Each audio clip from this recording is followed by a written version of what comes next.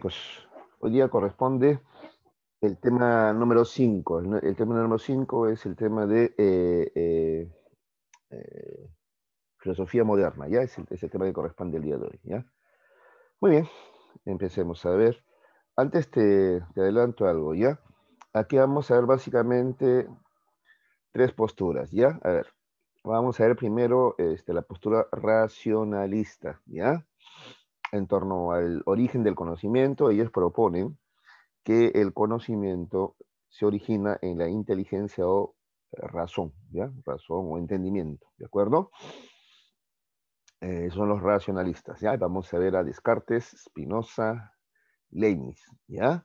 Luego vamos a ver la postura empirista, que es contraria. Ellos sostienen que el conocimiento se origina en la experiencia sensible, ¿ya? El conocimiento empieza con los sentidos, ¿ya?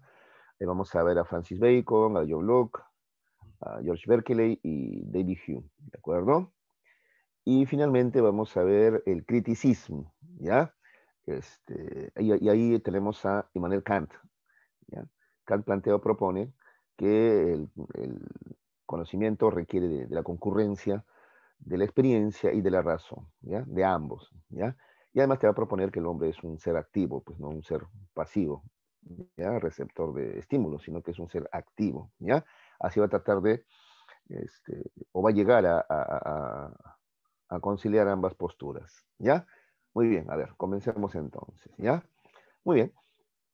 Entonces, el interés que tienen los filósofos modernos es del hombre como sujeto libre y racional. Ellos consideran que la racionalidad le permite al hombre libertad, ¿ya?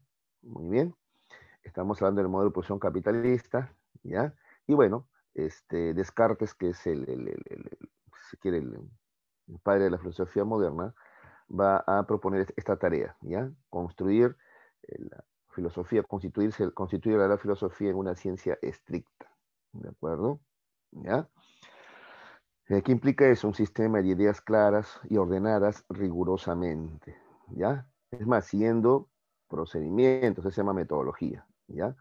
Que sea capaz de producir tecnología, ¿ya? A través de la ciencia y fundada en una rigurosa ciencia filosófica, es lo que estamos planteando, proponiendo, ¿no es cierto? Ya, muy bien. Vamos sin preámbulos, porque tenemos nosotros una hora nada más, a ver a René Descartes, ¿ya? Entonces él es racionalista, ¿ya? Empezamos con los racionalistas, de repente puedes tú anotar eso, ¿ya? Por si no lo sabías. Muy bien, lo que va a proponer Descartes son las siguientes ideas, ¿ya? La filosofía es raíz de las demás ciencias, con la duda se alcanzan las ideas evidentes, esa es la duda metódica, ¿no? Hay tres sustancias.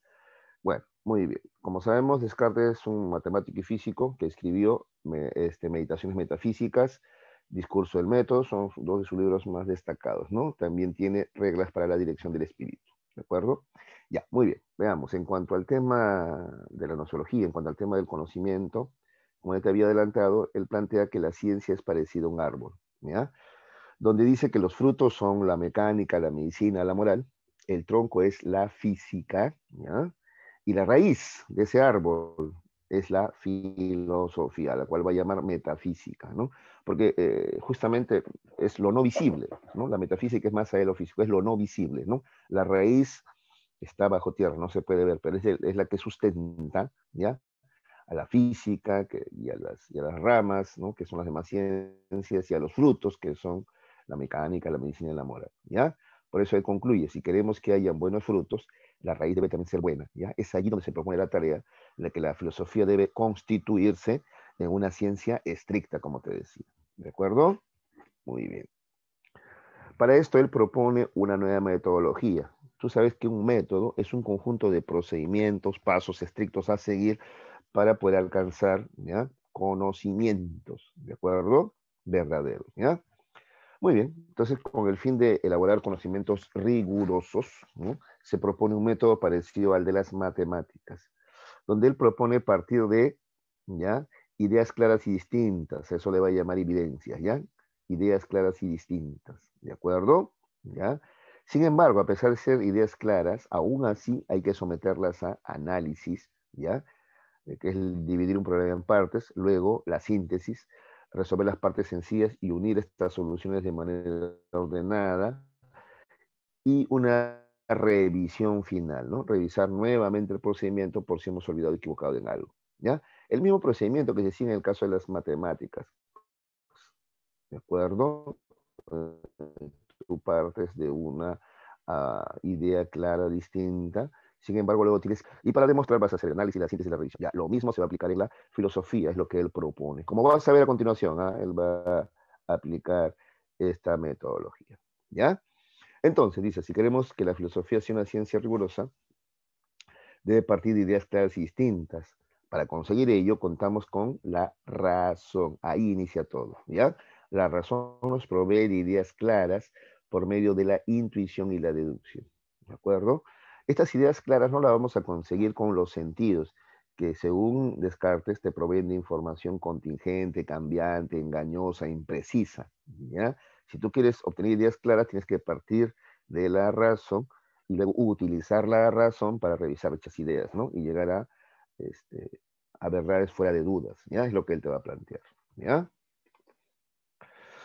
Justamente por eso a su método Descartes le llama la duda metódica, ¿ya? Es un procedimiento que nos permite hallar esas ideas evidentes, claras, mediante la duda, ¿ya? Mediante la duda vamos a ir desechando las ideas que justamente son dudosas, ¿ya?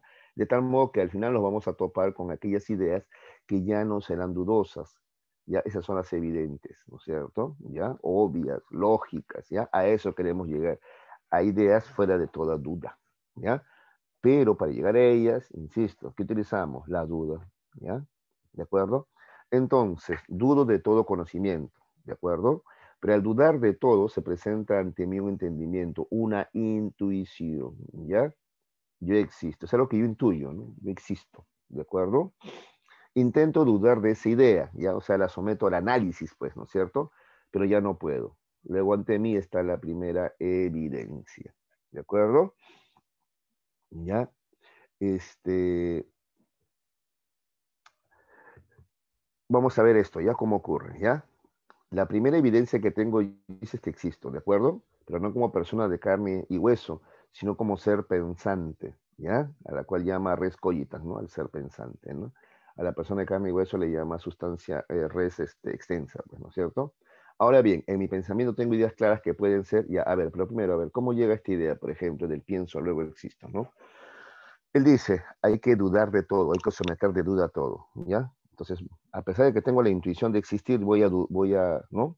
Y parece algo evidente, aún así la voy a someter a análisis, ¿ya? ¿De acuerdo? ¿Ya? Fiel a su metodología, ¿ya? Entonces, a ver, pongo en tela de juicio, a ver, ¿existo o no existo?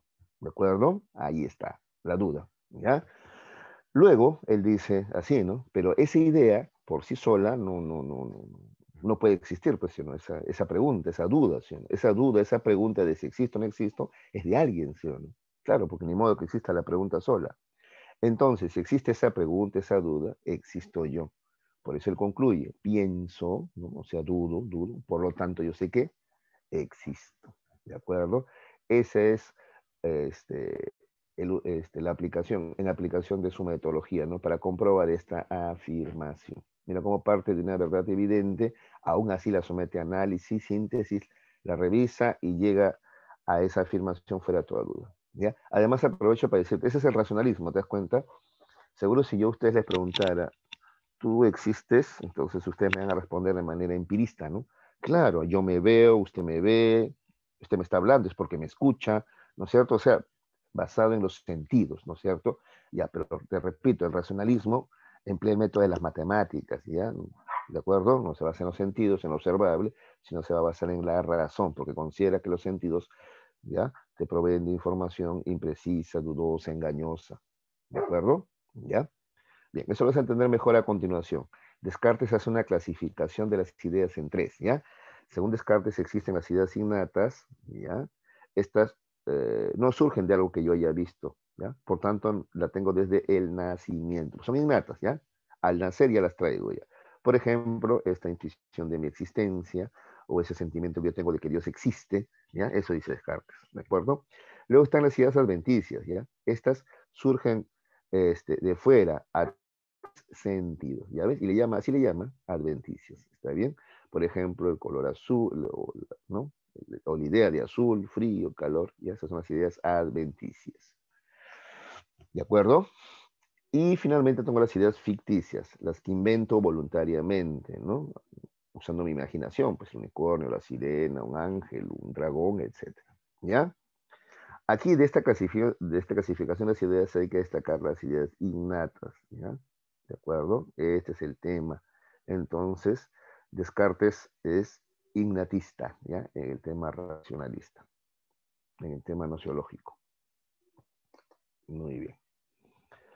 En esta misma línea, él te propone pruebas para demostrar la existencia de Dios. Mira, y en todo momento él no recurre a hechos, sino recurre a la razón, ¿ya? Por ejemplo, dice, tengo la idea innata de Dios, ¿ya? Esta idea es la de un ser infinito, ¿no es cierto? Ya, ahora, yo soy consciente de que yo soy finito. Entonces, algo finito, ¿no? O sea, de algo finito como yo, como mi mente, no puede surgir algo infinito como Dios, ¿ya? Por lo tanto, esa idea me la ha impuesto un ser verdaderamente infinito. Ese tiene que ser Dios, ¿no? Al cual llama res infinita, ¿ya? Otra prueba, dice, Dios es la idea de un ser perfecto. Ahora, yo soy imperfecto. Del imperfecto no puede salir algo perfecto. Por tanto, esa idea de un ser perfecto yo me la he generado, porque soy imperfecto, pues, ¿no es cierto? Tuvo que haber surgido de un ser verdaderamente perfecto. Obligatoriamente, entonces tiene que existir Dios, pues, ¿ya? ¿Qué más? Toda propiedad que posee un objeto que conozco claramente, la posee realmente, ¿ya? Comprendo claramente que Dios es un ser perfecto, por tanto, tiene los mejores atributos. La existencia de un atributo necesario de la perfección. Entonces Dios existe, ¿no? O sea, mi idea de perfección no puede surgir del aire, tiene que surgir de un ser que sea pues, perfecto, ¿no es cierto? Entonces Dios tiene que existir porque existe la idea de perfección, ¿ya? Mira, como ves, son pruebas como usando la razón, ¿no? Siguiendo el método de la duda metódica, ¿ya? Muy bien. Lo mismo, la certeza de la existencia del mundo, ¿ya? ¿Cómo sé que el mundo existe? Ya tú dirás, ¿por qué lo veo? No, otra vez, los sentidos, no, la razón hay que usar acá, ¿ya? Entonces él dice, Dios es el ser perfecto. Ahora, si es perfecto, entonces no va a permitir que yo esté en el engaño, ¿de acuerdo? De ahí que el mundo material, res extensa, que está alrededor mío existe. O sea, claro, porque Dios no va a permitir que yo viva engañado, entonces tiene que haberme dado la racionalidad suficiente para entender que este mundo existe, pues. ¿De acuerdo? ¿Ya? Muy bien. En cuanto al tema ontológico o metafísico, ya como te había adelantado, Descartes plantea la existencia de la res infinita, que es Dios, ¿ya? La res cogitans, el pensamiento, y la res extensa, que es el cuerpo, materia, ¿ya? Entonces, como verás, existen tres sustancias según Descartes, ¿ya? Tres sustancias, res infinita, res cogitans y res extensa, ¿de acuerdo? Muy bien. Vamos a ver ahora a otro racionalista, Baruch Spinoza, ¿ya? Y sin más preámbulos, te digo que justamente este último que acabamos de ver es algo que cuestiona Spinoza, ¿ya? Spinoza también es racionalista, pero hay algunas cosas que le va a cuestionar a Descartes. Por ejemplo, esta teoría de las sustancias, ¿ya? ¿Ya? No pueden haber tres sustancias, dice Spinoza, ¿ya? ¿Por qué? La sustancia, por definición, es algo que existe por sí mismo, ¿ya? Por tanto, no pueden haber tres sustancias, tiene que haber una sola, pues. Y esa única sustancia es Dios, dice Spinoza, que además sostiene que el conocimiento, justamente, ¿ya?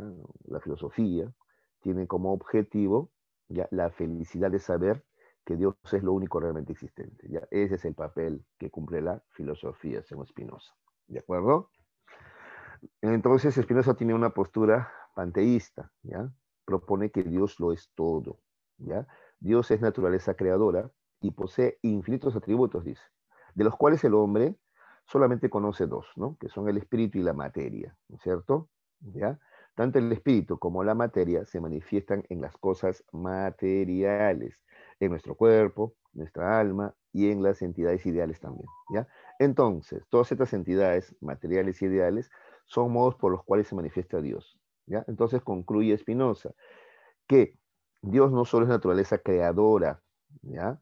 sino también naturaleza creada al mismo tiempo. Por eso dice, Dios es todo. ¿ya? Dios es también la naturaleza, si tú quieres también. ¿ya? Porque Dios no solamente es el creador, sino también lo creado. ¿ya? Por eso que dice, no solamente es naturaleza creadora, sino también naturaleza creada. ¿De acuerdo? Esa es la postura de Spinoza. Leibniz, ¿ya? Leibniz va a criticar el mecanismo. Descartes y otros sostenían que la naturaleza era parecida a una máquina, ¿ya? Leibniz va a criticar eso, va a cuestionar eso, ¿ya? Porque dice, si comparas a la naturaleza con una máquina, o al cuerpo humano también con una máquina, entonces esto no te permite entender el dinamismo de la naturaleza, del cuerpo humano, ¿no es cierto? ¿Ya?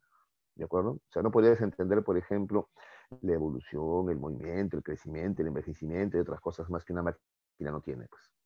Innatismo virtual. A ver acá, atención, ¿ah? Es que esas ideas, ¿te acuerdas de las que proponía Descartes de la existencia de ideas innatas? Va a ser cuestionada, ¿ya? Ya vamos a ver luego cómo John Locke lo cuestiona, ¿ya? Entonces Leibniz va a proponer, ¿ya? Lo siguiente, ¿ya? Existen ideas innatas, pero de manera virtual, ¿ya? Innatismo virtual, ¿ya? ¿Cómo es eso? Poseemos ideas innatas, o sea, desde que nacemos tenemos ideas innatas, ¿ya? Pero nosotros, dice, no somos conscientes de ellas en todo momento.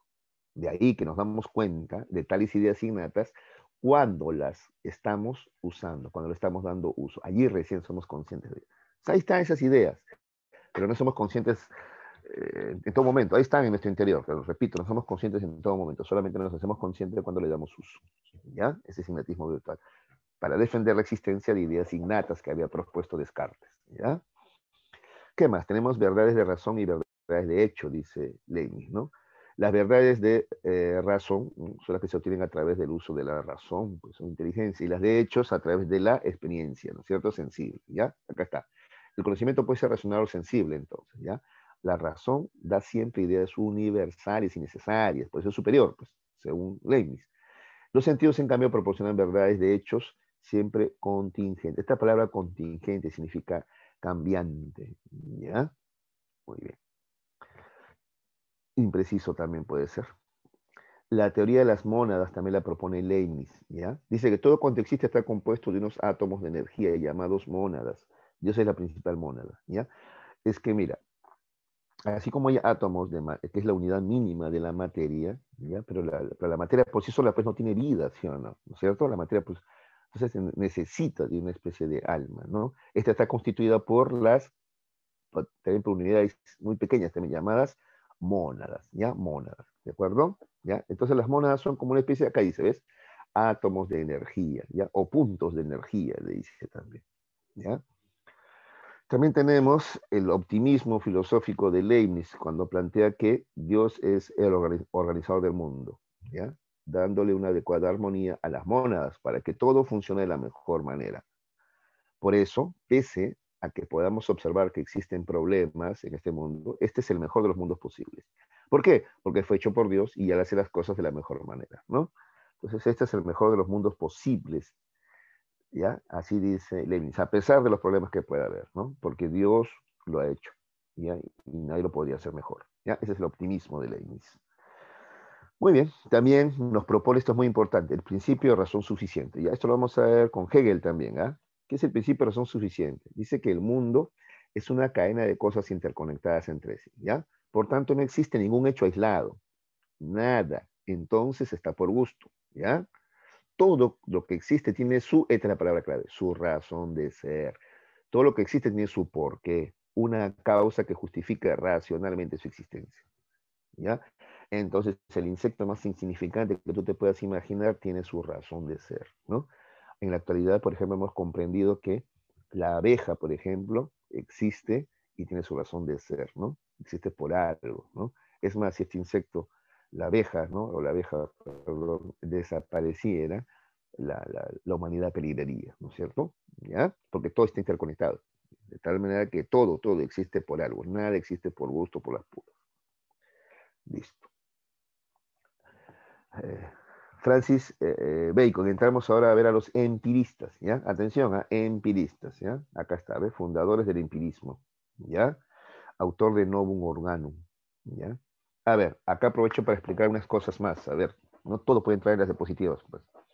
A ver, los racionalistas entonces proponen la existencia de ideas innatas. Además, los racionalistas recurren al método deductivo. Al método deductivo. La deducción es partir de lo general, ¿no? Y aplicar estas ideas generales a casos particulares. ¿De acuerdo? Todos los perros ladran, es una idea general, Yo tengo un cachorrito, todavía no ladra, pero yo ya sé que va a ladrar en algún momento, ¿no? Ese es deductivo, ¿ves? De lo general a lo particular, ¿ya? Todos los hombres son mortales, o sea, mueren en algún momento. Entonces yo deduzco que yo, como ser humano, en algún momento también voy a morir. ¿Te das cuenta? Esa es la deducción, de lo general a lo particular, ¿ya? Ese es el método del racionalismo, ¿ya? El empirismo, ¿ya? En cambio, lo va a cuestionar, ¿ya? Mira lo que dice Bacon, ¿ya? Crítica a la deducción. Dice, los argumentos deductivos son solo juegos de palabras que promueven los religiosos. ¿Ves? Aludiendo, ¿te acuerdas a las pruebas de la existencia de Dios que presentaba Descartes? Bueno, Bacon así. ¿No? Dice, ¿no? ¿Ya? Sus conclusiones expresan lo que ya está sobreentendido en sus premisas. ¿Ya? Entonces, da vuelta en torno a sí mismo nada más. ¿Ya? Él como empirista está a favor de la inducción como método. La inducción es lo contrario, la inducción es de lo particular, de la observación particular ir a lo general. ¿De acuerdo? ¿Ya? Es la inducción, ¿ya? Yo observo un cuervo negro acá, un cuervo negro en otros países y concluyo, probablemente todos los cuervos son negros, ¿ya? Así, de la observación particular llego a hacer generalizaciones, esa es la inducción, ¿ya? Por eso dice Bacon, el saber únicamente progresa cuando partimos de los hechos. ¿Ves? Eso es empirismo, ¿ya? Y luego generalizamos, esa es inducción. Mientras más experiencias tengamos con la realidad material, entonces nuestras generalizaciones serán más exactas también. Además dice que sabemos para poder, ¿ya? El conocimiento nos da poder. El conocimiento de la naturaleza te da poder sobre ella, ¿ya? Para eso es que conocemos, ¿ya? ¿De acuerdo? ¿Qué más? Te propone también en ese sentido la teoría de los ídolos, ¿ya? ¿De acuerdo? Dice que la ciencia debe eliminar toda clase de ídolos o fantasmas. Estos ídolos o fantasmas son prejuicios, creencias, fantasías que tenemos y que no nos permiten, ¿ya? Avanzar en el conocimiento, ¿de acuerdo? ¿Cuáles son esos ídolos? Así le llama, pero repito, son prejuicios, creencias, fantasías. Por ejemplo, tenemos los ídolos de la tribu, son las creencias y mitos de la sociedad. La sociedad tiene muchas creencias, mitos, ¿de acuerdo? ¿Ya? Y eso no le permite avanzar, ¿de acuerdo? ¿Ya? Tú esto lo puedes comprobar en la Edad Media, la cantidad, y en la actualidad también, ¿no? La cantidad de creencias y mitos que tenemos, ¿de acuerdo? ¿Ya? Por ejemplo, aquí en el Perú estamos creyendo que el pobre es pobre porque quiere, pues, ¿no? Y el rico es rico porque es más trabajador, ¿no? Son creencias, mitos que tenemos, ¿no? Entre otras, ¿no? O también de repente las religiosas también, ¿ya? Ahí lo voy a dejar mejor, no quiero chocar con susceptibilidades, ¿ya? También tenemos los mitos de la caverna, estos son nuestros prejuicios y mitos personales, están asociados a los anteriores, ¿ah? ¿Ya? Pero también están nuestros prejuicios y mitos personales. Luego están los ídolos del foro, son ideas producto del mal uso del lenguaje, y finalmente los ídolos del teatro, ¿ya? Ahí está el idealismo de algunos filósofos, la postura idealista de algunos filósofos, ¿ya? Listo. Así como Descartes es el más destacado de los racionalistas, ¿ya? John Locke vendría a serlo de los empiristas, ¿ya? Muy bien. John Locke va a criticar las ideas innatas de Descartes, como ya te decía, ¿ves? Dice que no hay ideas innatas, ¿ya? Porque si existieran, todos tuviéramos exactamente las mismas ideas innatas, porque no son aprendidas, pues, ¿sí o no? Ya están dentro de nosotros, ya, están en nuestra alma, ¿no es cierto? Entonces todos tendríamos las mismas ideas, incluyendo los niños pequeños, los locos y los indígenas americanos, ¿ya? ¿A qué se refiere? A ver, por ejemplo, si la idea de Dios ya es innata, entonces ¿cómo explicas que los indígenas americanos, ¿no? No creen en Dios, adoran al sol, adoran a los cerros, ¿no? A la naturaleza, pero ¿no? No creen en un Dios. Si es innata, ellos también tendrían que tener esa idea, pues, ¿no? Pero no, no es así, ¿no? ¿Ya? Igual, ciertos principios lógicos son innatos, dicen. John Locke dice, no, tampoco, porque si no los niños pequeños tendrían ese pensamiento lógico. Y si tú observas, los niños pequeños no tienen un pensamiento lógico todavía. ¿Ya? Así, él extensamente, ¿ya? Cuestiona la existencia de ideas innatas, ¿no? Y llega a que estas no existen, ¿ya? Porque él dice que el origen de las ideas es la experiencia. Entonces, no existen ideas innatas. Cualquier idea es producto de la experiencia. A eso llega. Ahí está su empirismo, ¿de acuerdo? Ahora, la experiencia, sin embargo, puede ser externa o interna. La experiencia externa, ¿ya? Tiene que ver con las sensaciones. Y esta es la primera, ¿ya? La que capto con los sentidos, vista, oído, tacto, olfato, gusto, ¿ya? Capto las cualidades provenientes de las cosas del mundo exterior. Cuando hablo de cualidades, hablo de colores, olores, sabores, texturas, ¿ya? Esa es la experiencia externa y es la primera, ¿ya? Luego viene la experiencia interna, ¿ya? Que son mis reflexiones, memoria, deseo, razonamiento, que me permiten, ¿qué cosa? Procesar la información proveniente de la experiencia externa. Entonces, así ocurre el conocimiento, ¿ya? Capto las cualidades de los objetos con mis sentidos y luego esa información la voy a procesar, ya la voy a reflexionar, ¿ya? Así ocurre el conocimiento, dice John Locke, ¿ya? Entonces, la experiencia me permite captar cualidades. Ya te expliqué, colores, texturas, sabores, esas son cualidades de los objetos, ¿ya? Forma, etcétera, ¿ya? Ahora, las cualidades son como fuerzas que estimulan a nuestro sentido para así producir ideas, ¿no? Por ejemplo, la luz es como una fuerza, ¿no? Que estimula a la retina, a los ojos, ¿no? ¿Ya? Para producir luego ideas, ¿ya? Ahora, estas cualidades de los objetos pueden ser de dos tipos, primarias o secundarias, ¿ya? Las primarias, o también llamadas objetivas, dependen del medio exterior. Son, por ejemplo, el movimiento de ese cuerpo. Es una propiedad, es una cualidad de un cuerpo, el movimiento, la figura o forma que tiene y la extensión, tamaño que tiene, ¿no es cierto? ¿Ya? Ahora, las cualidades secundarias o subjetivas, en cambio, dependen un poco más de los estados de nuestra mente. Por ejemplo, el color, el sabor, el gusto, la textura y el sonido. ¿Ya? Un ejemplo más sencillo, por ejemplo, el sabor, ¿no? Una misma comida, no la sentimos exactamente igual tú y yo, ¿sí o no? ¿No? Hay algunas pequeñas diferencias, ¿no? Porque también depende de lo subjetivo, ¿ya? Eso es lo que dice John Locke. Entonces, esta captación de las cualidades que hemos visto que son primarias y secundarias, ¿ya? Permite a su vez la generación de ideas, ¿no es cierto? Claro, captar las cualidades, ¿ya? Formas, colores, ¿no? Etcétera, me permite formarme ideas, ¿te acuerdas? Es la segunda parte. Después de las sensaciones vienen las reflexiones, ¿ya? Ahora, estas ideas, ¿ya? Pueden ser también de dos tipos, simples o complejas, ¿ya? Las simples son producto de la captación pasiva de las cualidades, ¿ya? Son unidades elementales del conocimiento. En cambio, las ideas complejas son producto del trabajo de la mente en la combinación de ideas simples. ¿De acuerdo?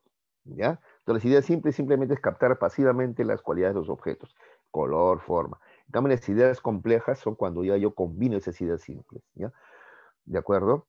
¿Ya? Por ejemplo, para sentir la música, ¿entender? Yo tengo que unir los sonidos. Una idea simple de repente son los sonidos. La idea compleja ya es unir esos sonidos y ¿no? Interpretar o entender la música. ¿Ya? ¿Qué más? Respecto a las cosas externas a la conciencia, ¿ya? O sea, las sustancias, ¿ya? Que es algo que yo no puedo captar con los sentidos, ¿sí o no? ¿Ya? Entonces son incognoscibles, pues. Ahí está otra vez el empirismo, pues. ¿Ya? Puede haber cosas que escapen a mi conciencia porque simplemente no las puedo captar con mis sentidos, ¿de acuerdo? ¿Ya? Bueno, esas son incognoscibles, ¿de acuerdo?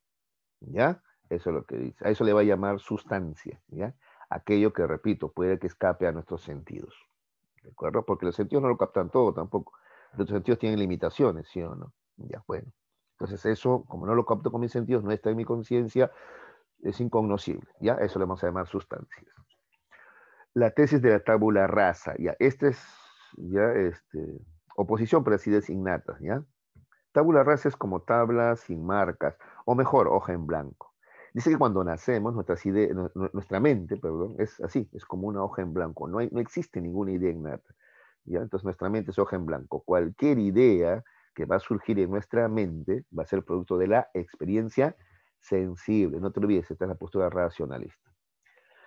También Locke es reconocido porque es de los primeros que propone una teoría acerca del liberalismo, ¿no? Acá están sus posturas liberales. Él dice que los hombres nacen totalmente libres. Además, somos iguales, ¿ya? Y con derecho a la propiedad privada, ¿de acuerdo? ¿Ya? Tú dirás, ah, mira, pero hay que entender el contexto, ¿ya? En un contexto en que, por ejemplo, no sé, se me ocurre, por ejemplo, afrodescendientes o negros, libertos, no se les permitía tener propiedad, por ejemplo. ¿De acuerdo? ¿Ya? O, por ejemplo, a la mujer no se le permitía tener propiedad. Si la mujer, por ejemplo, quería comprar un auto, tenía que comprarlo a nombre del esposo, por ejemplo. Imagínate. ¿Ya? Por eso él dice, no, todos los hombres somos iguales, ¿ya? Hombres, mujeres, color de piel, etcétera, ¿ya? Y tenemos derecho a la propiedad, ¿ya? Además, también tiene que ver con que se le pague al hombre, no en productos, porque si te pagan a ti en arroz, papa, camote, nunca vas a poder tener propiedad, pues solamente vas a alimentarte. Entonces, tú requieres un sueldo, y además un sueldo digno, para poder tener dinero, para tener propiedad, o sea, comprarte una casa, un carro, lo que tú quieras. ¿De acuerdo? ¿Ya? O sea, hay que entender bien el liberalismo, ¿ya? Porque ahora algunos pretenden que no, que es el derecho a la propiedad privada de los grandes banqueros y no era el espíritu, ¿eh? Ya por eso le llaman neoliberalismo eso, y no liberalismo. Listo. Berkeley es otro, a ver cómo estoy con el tiempo, ¿eh? Ya, estamos bien. Es otro empirista también, ¿ya? Pero este empirista tiene una peculiaridad. Berkeley es empirista, pero no es materialista, como lo era, por ejemplo, Bacon o John Locke. No, Berkeley es un caso sí, extraño, ¿no? Él es empirista, pero es idealista, tiene una postura idealista. Tú entiendes que el idealismo, ¿no? Propone que la idea, ¿no? Precede la materia. O sea, la idea existió primero, o sea, la idea o espíritu, si tú quieres, existió primero y luego ya la materia. ¿Ya? ¿De acuerdo? Incluso Platón proponía Platón es idealista, ¿no? Proponía que la materia era solamente una sombra, un reflejo de la idea, que era lo verdadero, ¿no? Ya, mira, vas a ver ahora a Berkeley también y su idealismo, ¿ya? Mira qué extremos va a llegar él, ¿ya? Muy bien. Critica a la teoría de las cualidades de John Locke. ¿Te acuerdas que John Locke proponía la existencia de cualidades primarias y secundarias, ¿no es cierto? Ya. Berkeley le va a criticar, le va a decir, no, toda cualidad es subjetiva. Porque te acuerdas que ¿no? hablaba de cualidades primarias objetivas, cualidades secundarias subjetivas, ¿no es cierto? Cualidades primarias objetivas, por ejemplo, forma, extensión, movimiento, ¿no? Cualidades secundarias o subjetivas, color, sabor, olor, ¿no es cierto? Eso decía Locke, ya. Berkeley dice, no, toda cualidad es subjetiva, no existen cualidades objetivas. ¿Y por qué dice eso? Porque todas dependen de una conciencia, ¿ya? Si no existe, si algo no es captado por la conciencia, simplemente no existe. Y mira, sigue el hilo, por eso él va a proponer incluso esto, mira, llega a este extremo, ¿eh? La teoría del inmaterialismo es lo que propone Berkeley. Inmaterialismo, ¿ya? Inmaterialismo, ¿entiendes? Sin materia, ¿no es cierto? Entonces, para ver que la materia no existe, ¿ya? Las cosas son solamente percepciones, ¿ya? Lo que denominamos cosa, ¿ya? Material es en realidad un conjunto de percepciones. Y si son percepciones, tienen que estar necesariamente dentro de una conciencia, debe decir acá, conciencia, ¿ya? No hay, por tanto, cosas que estén fuera de la conciencia, ¿ya? Y siguiendo eso llega a esta afirmación. Por tanto, ser es ser percibido. O sea, solamente existe lo que es percibido. Algo no existe si no es percibido. ¿Ya? Por lo dicho anteriormente, si decimos que algo existe es debido a que es percibido, almacenado en una conciencia. Si no está almacenado en una conciencia, simplemente no existe. ¿Ves? Lleva al extremo algunos planteamientos de John Locke, ¿no es cierto? Entonces te dice que la materia no existe. Tú le dirías de repente a Berkeley, ¿cómo que no? Por ejemplo, esta mesa de noche, yo la veo, es color marrón, la toco, es de madera, la siento, es lisa, la huelo, huele a madera. Entonces él te va a decir, pero mira, ¿qué me acabas de mencionar? Tus percepciones, ¿no? El color es algo, es una percepción visual tuya, ¿no? Su textura, que es suave, y es una percepción táctil tuya. El olor a madera es una percepción olfativa tuya. Esto es suma de percepciones, ¿te das cuenta? ¿Ya?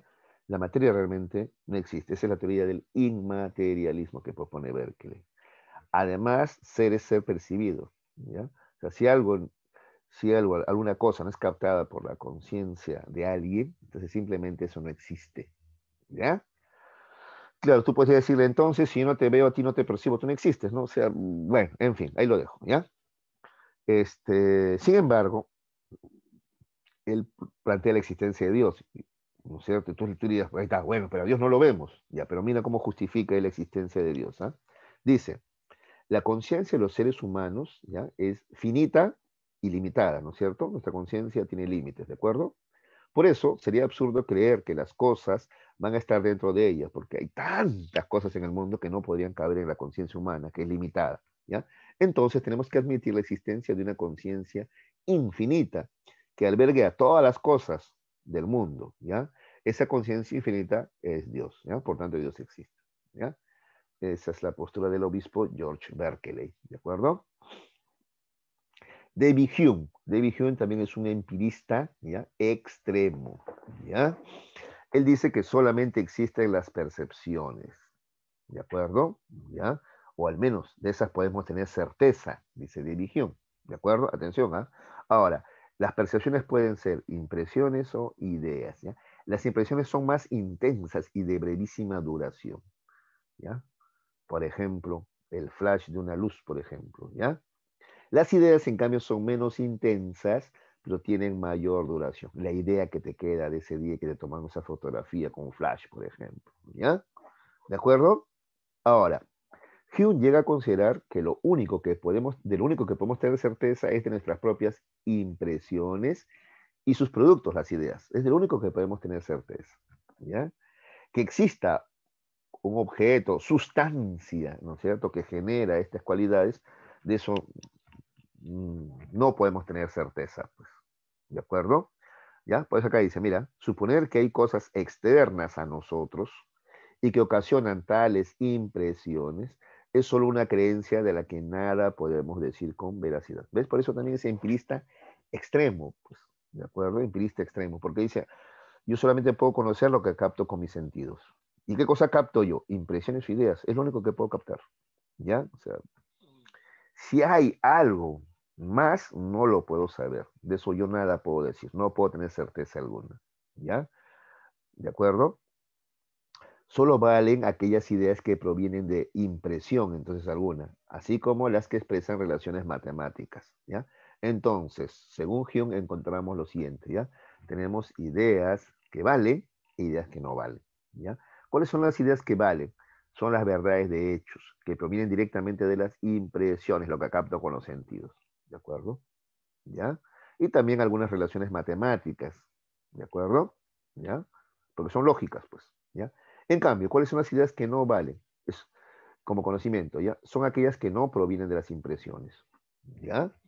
Por ejemplo, la idea de Dios, ¿no? No es algo que provenga de las impresiones, entonces yo no puedo tener la certeza de que existe Dios, ¿ya?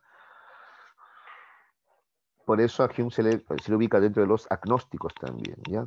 Agnósticos. Si tú le preguntas a Hume, ¿Dios existe? Él te va a decir, no sé, y no hay forma de saberlo, porque no lo puedo captar con los sentidos, ¿ya? Lo mismo respecto al alma, ¿ya? O cosas o sustancias externas a la conciencia, ¿no? ¿De acuerdo? El orden permanente del mundo, incluso la idea de causalidad, ya es algo que yo no puedo este, comprobar que exista, no lo puedo captar con los sentidos, ¿de acuerdo? ¿Ya? Todas estas ideas que no valen, ¿ya? No son producto de la captación con los sentidos, sino son producto de la costumbre, ¿de acuerdo? ¿Ya? Entonces, ¿por qué creo en Dios? Porque mis padres creían. ¿Y mis padres por qué? Porque mis abuelos. Es producto de la costumbre nada más. No es algo que se haya comprobado, ¿no? No es un conocimiento que tenga un asidero, ¿ya? Basado en los sentidos, ¿no? Es producto de la costumbre nomás, ¿ya? Lo curioso es que aquí también pone, mira, la causalidad también. La causalidad, esto de causa-efecto también es producto de la costumbre, ¿ya? Ahí cuestiona entonces el principio de causalidad también, Hume, acuérdate de eso, ¿ya? Cuestiona esto de causa-efecto, ¿ya? Es una idea producto de la costumbre nomás, es una idea que no vale, lo mismo que la idea de Dios o alma, ¿ya? Eso es lo que dice Hume. ¿De acuerdo? Las únicas ideas valiosas entonces son aquellas que yo obtengo a través de la experiencia sensorial, ¿ya? Por eso valora la inducción, otra vez, ¿ya? Dice, pese a que sus conclusiones no son seguras, e inclusive puede generar ideas metafísicas por costumbre, aún así la inducción es muy superior a la deducción, dice. Gracias a ellas tenemos conocimiento sobre los hechos, dice, ¿no? A pesar de las limitaciones que él reconoce que puede tener la inducción, ¿no? Claro, ¿ya? Muy bien. Ahora vamos a ver finalmente el criticismo. Ya hemos visto empiristas y racionalistas, o al revés. Vimos a los racionalistas primero y acabamos de ver a los empiristas, ¿no es cierto? ¿Ya? Racionalistas, ¿ya? La fuente, el origen del conocimiento es la razón. Empiristas, ¿no? La fuente, el origen del conocimiento es la experiencia sensible. Incluso algunos empiristas extremos llegan a negar que exista algo más que las percepciones, ¿no? la sustancia, no, no, no, no. ¿De acuerdo? ¿Ya? Ahora, Kant es criticista, ¿ya? Así se llama su postura. También se le llama idealismo trascendental a las posturas de Immanuel Kant. Eso lo puedes anotar, ¿ya? Criticismo o idealismo trascendental, ¿ya? A ver, vamos a ver parte por parte, no se preocupen, pero te adelanto algo. Para él, el conocimiento se origina en la experiencia y depende, sin embargo, de la razón. Así es, ¿ya? No basta la experiencia sola. La experiencia sola, ¿de acuerdo? Es ciega, ¿de acuerdo? Y la razón sola, ¿ya? Es como cáscara vacía, ¿ya? Muy bien. Vamos a ver esas ideas, a ver, ¿ya? Muy bien. A ver, entonces, a ver, vamos por partes, ¿ya? Kant se formula algunas preguntas, ¿ya? Por ejemplo, se pregunta, ¿cómo es posible la ciencia? ¿Ya? La ciencia es una teoría cuyo rigor y exactitud se debe a que está compuesta de juicios sintéticos a priori. Vas a ver que él clasifica juicios en sintéticos y analíticos, en a priori y posteriori. A ver, los juicios sintéticos y los juicios analíticos, ¿no? ¿Cuál es su diferencia? En un juicio analítico, anota esto, ¿ya? En un juicio analítico es aquel donde hay identidad entre sujeto y predicado. Identidad entre sujeto y predicado. Anota eso, ese juicio analítico, ¿eh? ¿Cómo identidad entre sujeto y predicado? Quiere decir que el predicado ya está contenido en el sujeto. ¿Cómo así? Por ejemplo, un juicio analítico sería: un triángulo es una figura de tres ángulos. Pero mira, el sujeto es un triángulo, que es triángulo, ya te dijo, pues tres ángulos, ¿no? Y mira lo que dice el predicado. Es una figura geométrica de tres ángulos. ¿Ves? Está repitiendo lo mismo, ¿ves? Eso es un juicio analítico, ¿ya? Es lógico, es evidente por eso, pues, ¿de acuerdo? Pero el predicado no dice nada nuevo, el sujeto, ¿de acuerdo? Un cuadrúpedo es un animal de cuatro patas, ¿ves? Por ejemplo, ¿ya? Esos son juicios analíticos. En cambio, un juicio sintético es aquel donde sí el predicado va a aportar algo diferente respecto al sujeto, ¿ya? A ver, otra vez, un juicio analítico más y uno sintético para que veas la diferencia, ¿ya? Juicio analítico, la esfera es redonda. ¿Te la parece esfera? Pues, ya. En cambio, un juicio sintético sería la esfera, agregamos algo diferente, a ver. La esfera es de metal, porque podría ser de vidrio, podría ser de madera, ¿te das cuenta? Y estoy aportando algo nuevo, ¿ya? O este triángulo, ¿no? Es isósceles, por ejemplo, estoy agregando algo diferente, ¿ya? Ese es sintético. En cuanto a los juicios a priori y a posteriori, a priori es antes de la experiencia o sin la experiencia, ¿de acuerdo? En cambio, a posteriori es un juicio después de la experiencia, ¿ya? Requiere de la experiencia. ¿De acuerdo? ¿Ya? Pues los axiomas matemáticos, por ejemplo, son a priorísticos, ¿ya? En cambio, una afirmación a posteriori podría ser algo que yo puedo comprobar en la realidad, en la naturaleza. ¿De acuerdo? Muy bien. Estos juicios sintéticos y a priori expresan la capacidad científica de aumentar la información de manera necesaria y universal. Estos son los que necesitamos. Juicios sintéticos y a priori, dice Kant. ¿Ya? Luego se pregunta, ¿por qué la metafísica no es ciencia? La metafísica es mucho más antigua que la ciencia, ¿ya? Sin embargo, a diferencia de la ciencia, nunca ha podido constituirse en un saber estricto y riguroso, ¿de acuerdo? Porque no se puede comprobar, pues no hay forma de comprobarlo metafísico. Por ejemplo, pruébame la existencia del alma, ¿de acuerdo? ¿Ya? Eso te diría Kant. Muy bien. Luego, algo importante en Kant a destacar es la revolución copernicana. A ver, atención, ¿ah? Primero te explico en qué consistió la revolución copernicana, porque Kant se compara y dice que él también ha hecho una revolución también, ¿ya? A ver, la revolución copernicana es esta. A ver, se creía que la Tierra era el centro del universo. Desde la perspectiva, desde acá desde la Tierra, incluso vemos cómo parece que el Sol girara en torno a la Tierra, parece que el Sol se moviera alrededor de la Tierra. Tú ves que sale por el este, por ejemplo, en el caso nuestro, y se oculta en el mar, ¿sí o no? ¿No? En el oeste. Entonces, ¿ves? Entonces, todos dicen, mira, pues obvio, pues mira cómo se mueve, ¿ves? Entonces la Tierra es el centro, pues porque el Sol es el que se mueve alrededor de ella, ¿no? Y aparece nuestro punto de vista, pues. Copérnico descubre que no, que la Tierra no está pasiva, no está quietita, la Tierra se mueve. Y a partir de ahí cambia toda la idea de, de Copérnico, pues. Él descubre que la Tierra se mueve. Entonces si la Tierra gira, entonces no es el Sol el que está girando, ¿no? Esa percepción de que el Sol se moviera se debe a que la Tierra es la que se mueve. Entonces la Tierra no está pasiva, la Tierra es la que se está moviendo. Y a partir de ahí todo cambia, pues, ¿no? Y llega a descubrir que no, que es al revés, que es la Tierra la que tiene un movimiento de rotación y también uno de traslación alrededor del Sol. ¿Ya? Esa es la revolución copernicana, cambia el punto de vista, ¿te das cuenta? Ya. Algo similar va a pasar en el tema nociológico, dice Kant, ¿ya? Porque se veía al hombre como un ser pasivo, que simplemente recibía, ¿de acuerdo? ¿Ya? Los estímulos del exterior. Pero Kant dice no, el ser humano no es un ser pasivo al que los estímulos del exterior, luces, olores, sonidos, lo atacan, no. Él es un ser activo porque él también ordena, construye esa información sensorial, ¿ya? Entonces, repito, ese es el cambio de perspectiva. Así como la Tierra no estaba quietecita, igual el hombre no está quietecito recibiendo los estímulos, no, el hombre está en actividad, ¿ya? Esa es la revolución copernicana, ya que para el caso de la nociología se atribuye a sí mismo Immanuel Kant, ¿ya? Dice así, la revolución copernicana dice, el hombre es un ser activo, constructor de conocimientos, ¿de acuerdo?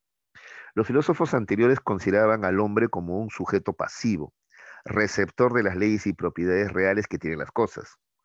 Pero eso no es cierto, dice. El conocer las cosas con propiedades y leyes es el resultado de una elaboración del ser humano por medio de su razón. ¿Ya? Para explicar mejor esto y ver cómo el hombre es un ser activo constructor, ¿ya? Vamos a ver el siguiente cuadro, ¿ya? Donde te dice Kant que la razón posee tres facultades, es decir, tres maneras de producir conocimientos, ¿ya? A ver, veamos. Entonces vamos a ver las funciones, ¿ya? En primer lugar, a ver, la sensibilidad, ¿ya? Es la facultad pasiva, esta sí, ¿ya? Que recibe la información brindada por la experiencia, ¿de acuerdo? ¿Ya? Presenta los datos de la experiencia en un espacio y en un tiempo. Estos datos son los fenómenos, ¿ya? Lo que yo capto con los sentidos, ¿de acuerdo? ¿Ya? Entonces yo, por ejemplo, voy, ¿no? por una avenida y escucho sonidos, siento olores, ¿no? ¿De acuerdo? Veo colores, ¿de acuerdo? ¿Ya? Esa es mi sensibilidad, ¿ya? ¿De acuerdo? Pero luego tengo el entendimiento, ¿ya? Es la facultad activa que organiza los fenómenos que brinda la sensibilidad, ¿ya? Esto que capto con los sentidos, ¿ya? ¿De acuerdo? ¿Yo qué voy a hacer? Lo voy a organizar, ¿de acuerdo? ¿Ves? Y eso viene de mí, ¿ya? ¿Te das cuenta? ¿Ya? Y es más, eso me va a permitir elaborar juicios a través de categorías, ¿de acuerdo? Entonces, como te digo, hay un montón de sonidos, olores, sabores que yo voy a empezar a organizar, ¿ya? ¿De acuerdo? Entonces, dentro de todos esos sonidos de claxon, por ejemplo, claxon de carros, un sonido de motores, ¿no? Una señora me habla, eso también es sonido, todos son sonidos, pero yo organizo, estos son sonidos del auto, estos son sonidos, ¿no? De lo que la señora me quiere decir, ¿de acuerdo? Yo organizo la, ¿ves? ¿Te das cuenta? ¿Ya? Organizo la información sensorial. Eso es el entendimiento, ¿ya? A ver, en términos de psicología sería, la sensibilidad sería la sensación, ¿ya? Las sensaciones, ¿ya? Y el entendimiento vendría a ser las percepciones, donde tú integras, organizas la información sensorial, ¿ya? A ver, de pronto, frente a ti, a ver, hay algo redondo, un rojo, con algunas manchas verdes de repente, ¿no? Rojo, verde ahí, ¿no? Y un olor particular característico, ¿ya? Esas son, ¿ves? Sensibilidades nada más, ¿ya? Estás viendo colores, olores, forma. Y tú luego entiendes, organizas esa información y dices, esto es una manzana. Y eso ya forma una categoría, pues una categoría es un concepto, manzana. ¿De acuerdo? Ves de repente algo anaranjado, ¿no es cierto? La piel como porosa, ¿ya? Esa es sensibilidad, ¿ves? ¿Ya? Y luego tú entiendes, dices, eso es una naranja, ¿ya? Entonces la sensibilidad es como las sensaciones, ¿ya? Donde tú recibes las características de un objeto y el entendimiento es cuando organizas esa información para formarte un concepto, un juicio, ¿de acuerdo? Ya. Y luego, además, tenemos la razón, ¿ya? Facultad que organiza todos los juicios que produce el entendimiento y permite la elaboración de razonamientos y saberes generales de la realidad. Y esto es un paso posterior ya. Luego de la sensibilidad, que es como las sensaciones, y el entendimiento, que es como la percepción, viene la razón, que es como el pensamiento, el razonamiento. ¿De acuerdo? Entonces yo concluyo, la manzana y la naranja son frutas, por ejemplo, y ya estoy usando la razón. ¿De acuerdo? ¿Ya? Entonces, así ocurre el conocimiento. Como ves, entonces sí, pues hay una captación, ¿ya? De las características de los objetos, de las propiedades de los objetos, de las cualidades de los objetos, ¿ya? Esa es la sensibilidad, pero yo lo organizo, no, no estoy ahí pasivo, no, yo como ser humano organizo, ordeno esa información. Y es más, la pienso, la razono, ¿de acuerdo? ¿Ya? Entonces, a ver, acá te lo explica. El conocimiento empieza con la experiencia o intuición sensible, ¿de acuerdo? Esta nos brinda una gran cantidad de información que recibimos por medio de nuestra sensibilidad. Esa es la sensibilidad, ¿ya? Ahora, la sensibilidad recibe la información, ahora, y la presenta en un espacio y tiempo. Así captamos nosotros las cosas, ¿no? En espacio y tiempo. Así surgen los fenómenos, que es aquello que nosotros estamos viendo en estos momentos, ¿de acuerdo? ¿Ya? Jamás vamos a conocer las cosas tal como son realmente, ¿ah? Las cosas que vemos son fenómenos de nuestra sensibilidad presente en el espacio y el tiempo. Por tanto, nunca sabremos cómo son estas cosas sin usar nuestra sensibilidad. Ya, a ver, acá viene otra afirmación que hace Kant. Entonces, lo que el ser humano conoce, ya, es la cosa para sí o fenómeno, lo que yo capto con mis sentidos, mi entendimiento, ya, mi capacidad para organizar la información. Ese es el fenómeno, ya, ¿ya?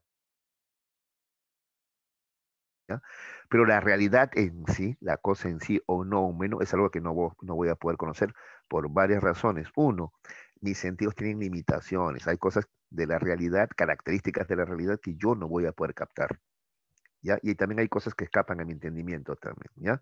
Entonces tenemos el nómeno, ¿ya? ¿Qué cosa yo conozco? Lo fenoménico. ¿Qué cosa no voy a conocer? El nómeno. Un ejemplo, ¿ya?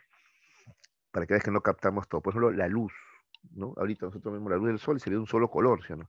Pero tú sabes que, ¿no? Que en realidad son 7, ¿no? Los colores si descomponemos la luz, ¿no es cierto? Pero no lo podemos captar, ¿de acuerdo? Muy bien. En cuanto al entendimiento y la razón, dice la información de los fenómenos se presenta en forma de juicios, ¿ya? Gracias a las facultades del entendimiento, ¿de acuerdo? Finalmente, razón hace que los juicios se organicen en razonamientos y teorías generales del todo, ¿no? Como vimos aquí en el cuadro, ¿ya? ¿De acuerdo? Entonces, ahora va a responder a las interrogantes planteadas, ¿ya? Entonces, ¿cómo es posible la ciencia? La experiencia permite el aumento del saber y la razón, la capacidad de universalizar los conocimientos y darle una secuencia necesaria. Así es posible la ciencia. Mira, ¿cómo ves? ¿Ya? Requerimos de la experiencia. Mira, la experiencia primero es la que te permite el saber y luego la razón te permite universalizar esos conocimientos y hacerlos necesarios. ¿De acuerdo? Por eso es posible la ciencia, porque partimos de hechos, de experiencia. En cambio, en la metafísica, ¿por qué no es una ciencia? Porque la metafísica habla de entidades que no pueden ser captadas por la experiencia, por eso. ¿Ya? Entonces, por ejemplo, no podríamos probar racionalmente la existencia de Dios, dice Kant, no podríamos, ¿no? Ni empíricamente tampoco, ni empírica ni racionalmente podríamos probar la existencia de Dios, ¿ya? Sin embargo, él recomienda, o sea, que está bien creer, pues, ¿no? Pero que no se puede comprobar ni científica ni racionalmente. Ahora, en el tema ético, a ver, lo voy a resumir de la siguiente manera. Uy, ¿ya? A ver, él dice que la ética anterior a él es una ética material o eudemonista, donde tú haces algo esperando algo a cambio. Por ejemplo, ¿ya? Los hedonistas, digo, hago el bien porque eso me da placer. Los eudemonistas, hago el bien porque eso me va a hacer feliz. Los utilitaristas, hago el bien porque eso me va a traer provecho. Ya, eso está mal, dice. Tenemos que construir una ética formal, donde tú hagas el bien primero sin esperar nada a cambio, pero que además, ya, estos valores morales, ya, sean válidos en todo momento y en todo lugar, sin excepciones, ya, ¿de acuerdo? Como las matemáticas, pues no importan del estado de ánimo, no importan del resultado, ¿ya? Se basan en la racionalidad, ¿ya? Es decir, yo no puedo decir voy a mentir por no herir a las personas, no. Se dice la verdad siempre, por ejemplo, tiene que ser una norma general, sin excepciones, ¿ya? Por eso él dice, la razón es la que me va a permitir construir una ética o moral formal, ¿de acuerdo? Muy bien, vamos a ver a las prácticas, hasta dónde llegamos a ver. Entonces, a ver, uno, El Renacimiento implica volver a la cultura y ciencias clásicas, pero sin el dogma escolástico. Por ello, la filosofía se practica como actividad de hombres libres. En ese sentido, se opone al, criterio de autoridad. ¿Ya? En la Edad Media se valoraba mucho quién lo dice, ¿no? Lo dijo Agustín de Hipona, entonces debe ser cierto. No, en la modernidad no. No importa quién lo dijo, sino qué argumentos presenta, ¿ya? Por eso la B es la que corresponde aquí, ¿ya? Dos, la teoría de las mónadas que postuló Leibniz permitió fundar el rechazo a ver, la forma mecanicista de ver el mundo, ¿no? Claro, la forma mecanicista de ver el mundo, ¿no es cierto? ¿Ya? ¿De acuerdo? A ver, el siguiente texto, a ver si hasta acá llegamos al menos, ¿ya? También dudaremos de todas las otras cosas que nos han parecido muy ciertas en otros momentos, incluso de las demostraciones de la matemática y de sus principios, aun cuando sean bastante manifiestos por sí mismos, dado que hay hombres que razonando sobre tales materias se han equivocado. Pero hemos de dudar principalmente porque hemos oído decir que Dios, creador nuestro, puede cuanto le plazca, y aún no sabemos si ha querido hacernos de modo tal que siempre estemos equivocados, incluso acerca de aquellas cosas que estimamos conocer mejor. ¿Ya? Este es un texto de Principio de Filosofía de Descartes, ¿ya? Donde plantea que incluso eso, ¿no? Puede que estemos equivocados, porque Dios puede todo. ¿Y qué tal si Dios nos hizo a propósito para que nos equivoquemos? A ver, ¿no? Se plantea Descartes, ¿ya? Entonces, según el texto, ¿podemos dudar de Dios? Sí, porque es demostrable matemáticamente, no porque no existe. Tú sabes que él prueba la existencia de Dios más bien, ¿no? A través del método racional o la duda metódica, ¿no? No se pone en cuestionamiento la existencia de Dios. Esa es la respuesta, ¿no? La C, ¿no es cierto? En ningún momento Descartes, en esta lectura ni en su teoría, él cuestiona la existencia de Dios. Al contrario, sustenta la existencia de Dios, ¿ya? Cuatro, según Descartes, ¿por qué tendríamos que dudar de las matemáticas fundamentalmente? Mm,